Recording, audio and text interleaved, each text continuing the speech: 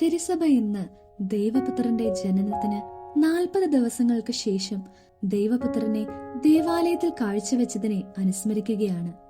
ഈ തിരുനാളിൽ മെഴുകുതിരികൾ ആശീർവദിക്കുകയും അവ കത്തിച്ചു പിടിച്ചുകൊണ്ടുള്ള പ്രദക്ഷിണവും ചില ആരാധനക്രമങ്ങളിൽ ഉൾപ്പെട്ടതിനാൽ ഇത് കാൻഡിൽ മാസ് ദിനം എന്നറിയപ്പെടുന്നു. വിശുദ്ധ ജോൺ 23-ാമൻ പാപ്പായുടെ റോമൻ അനുഷ്ഠാനങ്ങളുടെ സവിശേഷതയെക്കുറിച്ചുള്ള പ്രബോധനമനുസരിച്ച് പരിശുദ്ധ മറിയത്തിന്റെ ശുദ്ധീകരണ തിരുനാളായി പരാമർശിക്കപ്പെട്ടിരിക്കുന്നു. ക്രിസ്മസിന്റെ അലങ്കാരങ്ങളും പുൽക്കൂടും ഈ തിരുനാൾ വരെ നിലനിർത്തുന്ന പതിവും നിരവധി ക്രിസ്ത്യാനികൾക്കിടയിൽ നിലനിൽക്കുന്നുണ്ട്.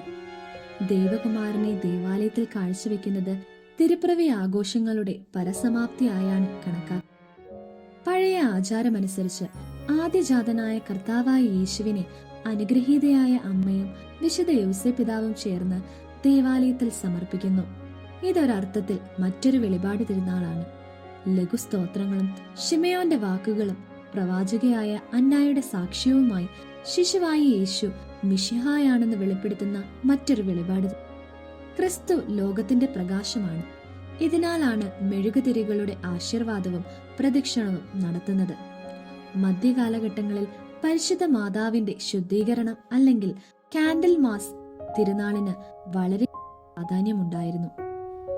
ന്യായപ്രമാണം അനുസരിച്ച് വിശുദ്ധ യോസേപ്പിതാവും മാതാവായ കന്യാമറിയവും യേശുവിനെ ദേവാലയത്തിൽ കാഴ്ചവെക്കുന്നു.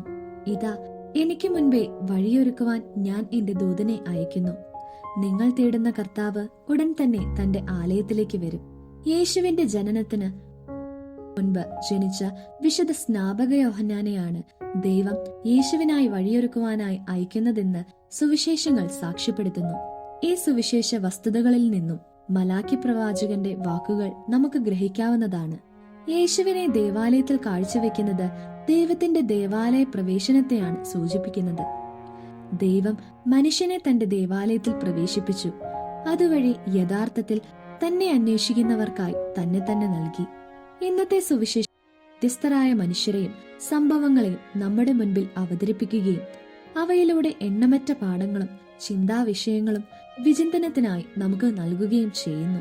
ഏറ്റവും ആദ്യമായി കന്യാമറിയവും യൗസേപ്പിതാവും ദരിദ്രർക്ക് വേണ്ടിയുള്ള മോശയുടെ ന്യായപ്രമാണത്തെ ബഹുമാനിച്ചുകൊണ്ട് ഒരു ജോഡി പ്രാവുകളെ നേർച്ചയായി അർപ്പിക്കുന്നു. ശിമയോനും അന്നായും തങ്ങളുടെ ജീവിതം പ്രാർത്ഥനയ്ക്കും ഉപവാസത്തിനുമായി സമർപ്പിച്ച ആദരണീയരും വൃദ്ധരുമാണ്.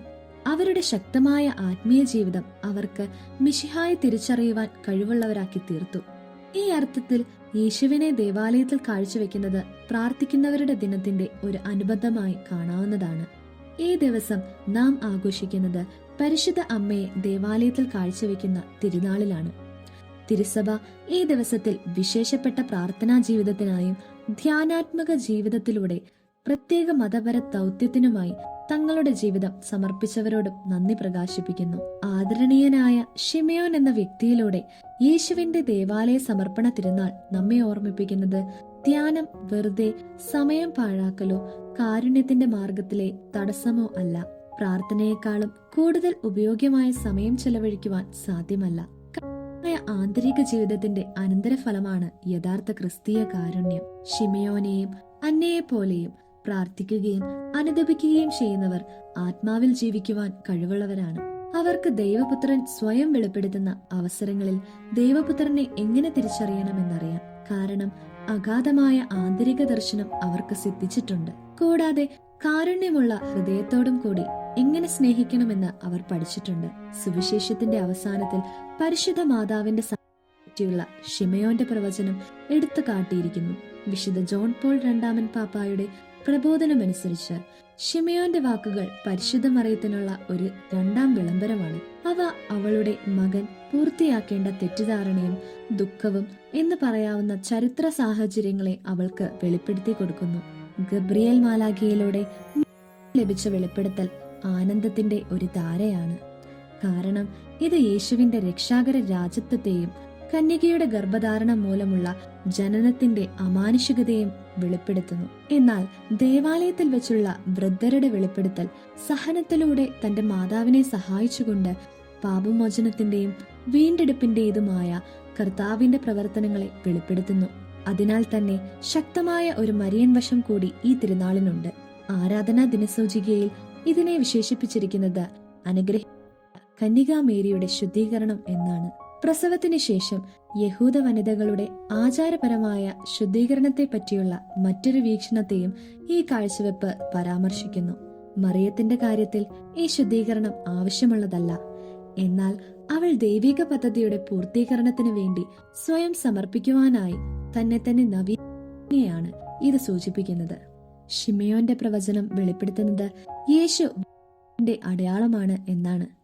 അലക്സാൻഡ്രിയയിലെ വിശുദ്ധ സിറിൽ തന്റെ പ്രസംഗങ്ങളിലൊന്നിൽ വൈരുദ്ധ്യത്തിന്റെ അടയാളം എന്ന ഈ വാക്കുകളെ മഹത്തായ കുരിശ് എന്ന് വ്യാഖ്യാനിക്കുന്നുണ്ട്. യഹൂദർക്ക് ഇടർച്ചയും വിജാതിയർക്ക് ഭോഷത്വവുമായി എന്ന വിശുദ്ധ പൗലോസ്ലീഹ കൊറിന്തോസുകാർക്ക് എഴുതിയതുപോലെ ഇത് നഷ്ടപ്പെടുത്തിയവർക്ക് ഭോഷത്വവും ഇതിന്റെ ശക്തി അംഗീകരിക്കുന്നവർക്ക് ഇത് ജീവനും മോക്ഷവും വെളിപ്പെടുത്തി കൊടുക്കുന്നതുമാണ്. എന്നത് വെച്ച് നോക്കുമ്പോൾ ഇതൊരു വൈരുദ്ധ്യത്തിന്റെ അടയാളമാണ്. അതുകൊണ്ട് ഇന്ന് നമുക്കും ചിന്തിക്കാം, നാം കുരിശിനെ അംഗീകരിച്ച് ജീവൻ പ്രാപിക്കുന്നവരാണോ, അതോ കുരിശിനെ തള്ളിപ്പറഞ്ഞുകൊണ്ട് ഈ നിങ്ങൾക്ക് പിന്നാലെ ഓടുന്നവരും ഭോഷന്മാരാണോ?